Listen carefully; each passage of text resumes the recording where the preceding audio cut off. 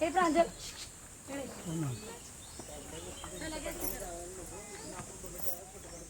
इकडे सोनार आहे. सोनार हा गावातील महत्वाचा घटक होता. गावातील महिलांना लागणारे दागिने व विविध देवतांना लागणारे दागिने बनवून देण्याचे काम सोनार करत असते.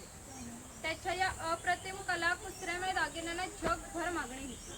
शिमगा, नवरात्र व अन्य वेळी ग्रामदेवतेला दागिने घालण्याचा मानस सोनार असतो.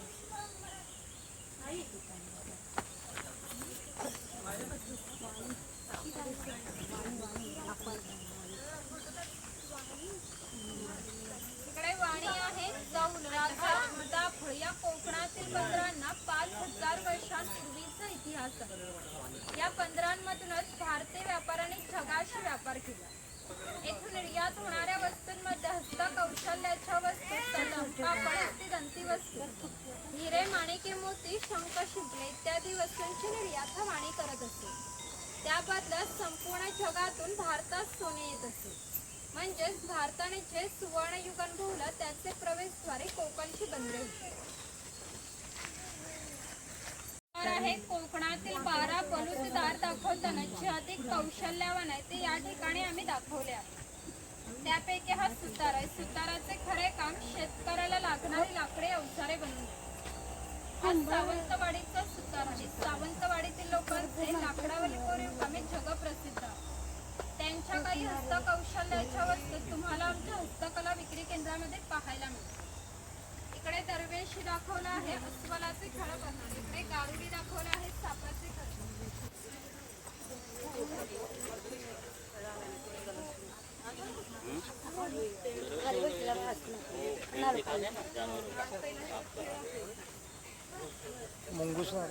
लोहार आहे. शेतकऱ्याला लागणारी लोखंडी अवजारे बनवून देण्याचे काम लोहार करीत असते. उदाहरणार्थ कोयता, कुऱ्हाड, नागराचे फळ इत्यादी. 500 वर्षापूर्वी कोकणाची राजकीय परिस्थिती अस्थिर होती. बरेचसे लोक सैन्यामध्ये होते. त्यांना लागणारे लोखंडी ढाली व तलवारी बनवून देण्याचे काम लोहार करीत असते. याचे वैशिष्ट्य म्हणजे अजूनही कोकणातील खोत व मराठा यांच्याकडे काहीशे वर्षांपूर्वीच्या तलवारी आहेत. त्यांना अजूनही गंज झालेला नाही. दर दसरा त्यांची पूजा केली आहे. पूर्वी कोकणी माणसे जेवणामध्ये खोबरेल तेलाचा वापर जास्त प्रमाणात करत असते. शेतकरी आपल्या बागेतील खोबरे स्वतः तेलाकडे घेऊन जात असते आणि तेली त्याच्या देखत तेल पाडून देत असते. हा तेलाचा घाणा याला खुंट असे म्हणतात. यामध्ये खोबरे घातले जाते आणि हे जे उभे लाकूड आहे त्याला कोकणी भाषेमध्ये लाट असे म्हणतात. ही लाट या आडव्या लाकडाला अशा तऱ्हेने बांधली जाते की जेणेकुलाट उभी राहते. या ठिकाणी जोखडाला बैल बांधला जातो आणि या आडव्या लाकडावर दगड ठेवून तरी स्वतः यावर बसतो आणि हे सर्वजण घेऊन बैल गोल फिरवला जातो. त्यामुळे आतील खोबरे रगडून त्याचे तेल निघते. हे तेल भरून काढायचं असत तर प्रथम जोखडाचे बैल सोडायचे. जोखड बाजूला केले जाते. आडवे लाकूड बाजूला करून लाड बाजूला केली जाते व आतील तेल भरून काढले जाते. पुन्हा नवीन तेल पाडायचं असत तर पुन्हा सगळं क्रमवार नवीन तेल पाडले जात असते. म्हणजेच पूर्वी तेलाला 5 ते 1.5 पसा तेल काढण्यासाठी 1 ते 1.5 तास मेहनत घ्यावी लागत असते. यावरून तुमच्या लक्षात येईल की पूर्वीचे जीवन किती कष्टमय होते. हा बुरुड समाज आहे. पूर्वी प्रत्येक व्यवसाय हे जातीने होते. व्यवसाय निवडीचे स्वातंत्र्य नव्हते. प्रत्येकाला आपल्या जातीचाच व्यवसाय करावा लागत असे. बांबूच्या वस्तू बनवण्याचे काम बुरुड हे सूप आहे. ही फुलांची परडी आहे. ही रोवळे हिचा वापर धान्य धुण्यासाठी किंवा आजही धार्मिक कार्यात केला जातो. जेव्हा आपल्याकडे शुभ कार्य असते तेव्हा घरातील कुमारिका किंवा सौभाग्यवती स्त्रिया या रोवळीमध्ये दिवा ठेवून हातात घेऊन उभ्या असतात. शुभ कार्य पार पडण्यापूर्वी जर हा दिवा विझला तर कार्य अशुभ मानले जाते. अजूनही आमच्या चाकरमान्याचे जर मुंबईला लग्न असेल तरी रोवळी गाव मुंबईला पाठवली. समाजाची स्वतंत्र अशी खाद्य संस्कृती असते. कोणत्याही 2 समाजाच्या खाद्य संस्कृत्या समान नसतात. कोकणी माणसांची चविष्ट अशी खाद्य संस्कृती आहे. आपण कोकणी माणसे जेवणामध्ये भात व मासे मोठ्या प्रमाणात खातो. कोकणात येऊन माशाची आमटी, उकडीचे मोदक, भाजणीचे वडे न खाणे म्हणजे कोकण न अनुभवल्यासारखे आहे. पूर्वी घरामध्ये दगड मातीच्या वस्तू ते जे जातनीसारखं दिसतंय त्याला घिरट असे म्हणतात. जातनीमध्ये धान्य दळून निघते तर घिरटामध्ये भात घातले जाते, तेव्हा अख्खा तांदूळ बाहेर निघतो, कोंडा बाजूला होतो. हे शेवियाचे लोखंडी यंत्र आहे, शेवियाचे लाकडी यंत्र, उचलायचं आणि प्रेस करायचं. हे मोदक पात्र आहे, म्हणजे पूर्वीचा कोकणी कुकर. त्यामध्ये खाली पाणी ठेवले जाते, या चाळणीवर केळीचे पान ठेवून त्यावर मोदक ठेवले जातात. झाकण लावून मोदक पात्र चुलीवर ठेवले जाते, आतील मोदक शिजून निघतात. हे पुरणी यंत्र आहे, यामध्ये शिजवलेली डाळ घातली जाते व हे रॉड दोन्ही बाजूने उलट सुलट फिरवले जाते. आतील डाळ वाटून निघते, याच्या गोड पुरणपोळ्या बनवल्या जातात. तो टिफिन बॉक्स आहे, वरती पाण्याचा तांबे आहे, खाली 3 डबे आहेत, 2 बाजूला 2 चमचे आहेत, दोन्ही बाजूने लॉक केलेला आहे. बाजूला चहाची किटली आहे, इकडे लाकडी चमचे आहेत आणि ही दगडी उखळ आहे, यामध्ये पूर्वी भाताचे पोहे काढले जाते. यावरून तुमच्या लक्षात येईल की पूर्वीचे जीवन असे कष्टमय होते, हजारो वर्ष ते याच पद्धतीने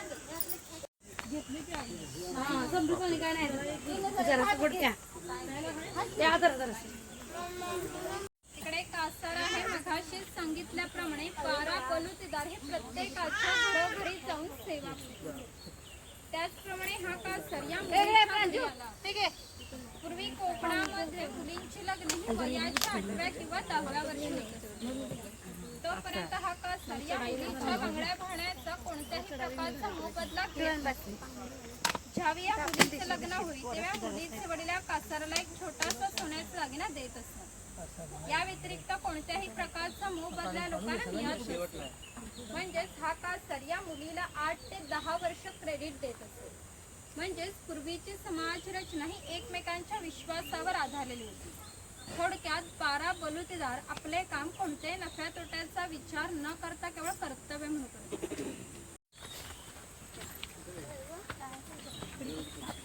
हा पाणवठा आहे. पूर्वी गावामध्ये भरपूर मोठे जंगल होते, त्यामुळे गावात पाणी मोठ्या प्रमाणात उपलब्ध असते. गावात 4 ठिकाणी उंचावरती बारमाही पाणी असते, तेथे धरण बांधून प्रत्येकाच्या घरोघरी पाणी पाटाने नेले जात असते. या पाण्यावरती आमच्या नारळी पोकळीच्या बागा उन्हाळी भात शेती होते. उन्हाळी भात शेतीला भरपूर पाणी लागते, तेवढे पाणी प्रत्येक गावात उपलब्ध असते. ग्रामदेवतेनंतर पाणवठा हे असं एकमेव ठिकाण होते की ज्या ठिकाणी सर्व गाव लहान मुले मासेमारी व अंघोळीसाठी येत असत. या कपडे धुण्यासाठी किंवा पाणी भरण्यासाठी या ठिकाणी येत असत. थोडक्यात आमच्या ग्रामीण जीवनाचं मध्यवर्ती केंद्र हा आमचा पाणवठा होता. व ते खवले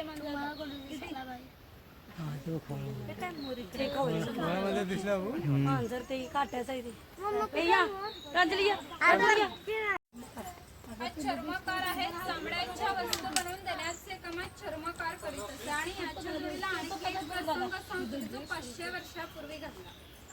इथून 80 किलोमीटर अंतरावर मार्लेश्वर नावाचं देवस्थान आहे. एका पर्वतात एक मोठी गुहा आहे, त्या गुहेमध्ये शंकराची पिंडी आहे. आणखी एक वैशिष्ट्य म्हणजे अजूनही त्या गुहेत जिवंत साप आहे. पुढे मार्लेश्वर देव एका गावामध्ये राहत होते. त्या गावातील लोक वाईट मार्गाने वागू लागले, त्यामुळे शंकरांचे पावित्र्य कमी होऊ लागले.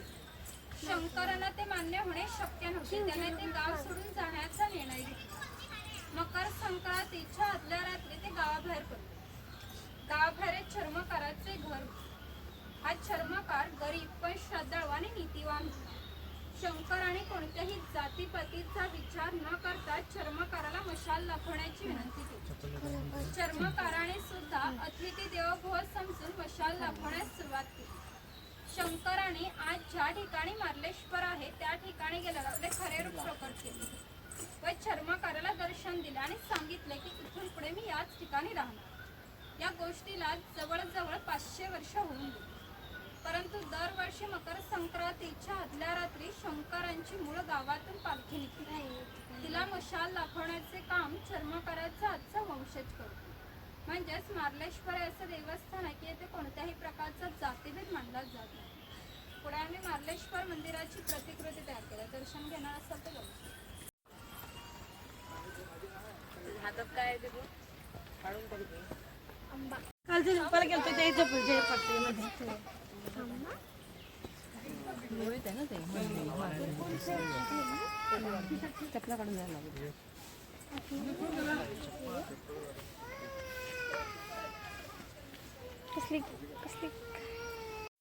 या मराठी शब्दाचा अर्थ ज्याच्याकडे भरपूर धन आहे. पूर्वी हा धनगर समाज इतक्या दुर्गम ठिकाणी राहत असेल की तिथून त्यांचा पहिला बस स्टॉप 10 ते 12 किलोमीटर अंतरावर असे. हे लोक ज्यावेळी गावात येत असत त्यावेळी पायात तांबड्याच्या भाना, हातात घुंगरांची काठी, खांद्यावर फाटकी घुमडी या वेशभूषेत येत असत. असे असले तरी प्रत्येक धनगर 100 ते 125 गाई, 5 ते 25 म्हशी यांचा मालक असतो. प्रत्येक गाई म्हशींची किंमत 8 ते 10 हजारांमध्ये असते. या सर्वांची जर विक्री करायची म्हटली तर काही लाखांमध्ये जाते. इतक्या धनसंपत्तीचा मालक हा धनगर होता. कोकणी लोकांची राहणी साधी असल्याने त्यांची राहणी अशी साधीच होती. इथे बकरीची गोठी आहे. जंगली श्वापदांपासून संरक्षण होण्यासाठी ती उंचावरती बांधली आहे. तिच्या आतमध्ये 2 बांबूंच्या मध्ये फट असते, कारण त्यांनी केलेला मैला त्यातून खाली पडत असे. हे खैराचे झाड आहे. याच्या आतील लाल रंगाच्या खुडापासून कात तयार केला जातो, जो पानामध्ये घालतात ना, लाल रंगाचा कात.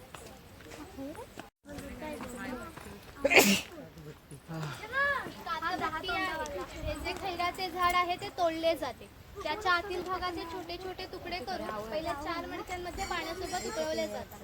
जो लाल रंगाचा पाक तयार होतो तो 5व्या मडक्यामध्ये विशिष्ट तापमानामध्ये उकळवला जातो. तो पाक सावलीमध्ये सुकत घालून त्याच्या वड्या पाडल्या जातात. कात तयार होण्याच्या प्रक्रियेला 3 ते 4 महिने लागतात. इथे मचाण आहे. पूर्वी याचा वापर शिकार करण्यासाठी करत असत. या मचाणावरून 10 ते 12 किलोमीटरचा भूप्रदेश दिसतो. इथे मुखवटे आहेत, ते घालून फोटो काढणार असाल तर काढू शकता.